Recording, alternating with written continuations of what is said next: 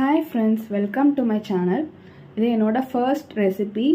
இந்த வீடியோ உங்களுக்கு பிடிச்சிருந்ததுன்னா என்னோட சேனலுக்கு சப்ஸ்கிரைப் பண்ணிவிட்டு அப்புறமா வீடியோ ஃபுல்லாக பாருங்கள். இன்றைக்கி நம்ம வெஜ் ஃப்ரைட் ரைஸ் தான் பார்க்க போகிறோம். அதுக்கு ஃபஸ்ட்டு ஒரு கடாய் வச்சுட்டு கடாய் சூடானதுக்கப்புறமா கொஞ்சமாக பட்டர் அப்புறம் கொஞ்சமாக கடலெண்ணெய் சேர்த்துக்கலாம். அது சூடானதுக்கப்புறமா இஞ்சி பூண்டு பச்சை மிளகா கட் பண்ணி வச்சுருக்கிற ஒரு வெங்காயம் சேர்த்து நல்லா வதக்கிக்கலாம். அது வதங்கினதுக்கப்புறமா கொஞ்சோண்டு தக்காளி போட்டு வதக்கிக்கலாம். இது எல்லாமே நல்லா வதங்கினதுக்கப்புறமா அதில் வெஜிடபிள்ஸ் ஆட் பண்ணிக்கலாம். நான் கேப்சிகம், கேரட் அப்புறம் பீன்ஸ் ஆட் பண்ணியிருக்கேன். நீங்கள் ஸ்வீட் கார்ன், பட்டாணி எது வேணாலும் ஆட் பண்ணிக்கலாம். இந்த காய்க்கு தேவையான அளவு சால்ட் சேர்த்துருக்கேன். ஒரு 1/4 டீஸ்பூன் அளவுக்கு சுகர் சேர்த்துருக்கேன். இதை ஆட் பண்ணிவிட்டு வதக்கிக்கலாம். அதுக்கப்புறமா நான் டேஸ்ட்டுக்கு இன்றைக்கி மேகியோட மேஜிக் க்யூப் தான் ஆட் பண்ணுறேன்.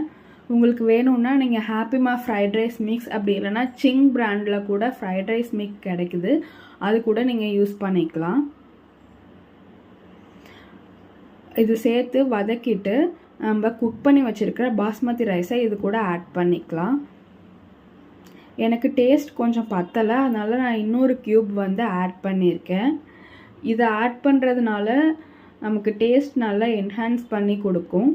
அதனால சோயா சாஸ் ஆட் பண்ணோம் அப்படின்ட்டு அவசியம் இல்லை. உங்களுக்கு தேவைப்பட்டால் நீங்கள் கொஞ்சமாக சோயா சாஸ் ஆட் பண்ணிக்கோங்க.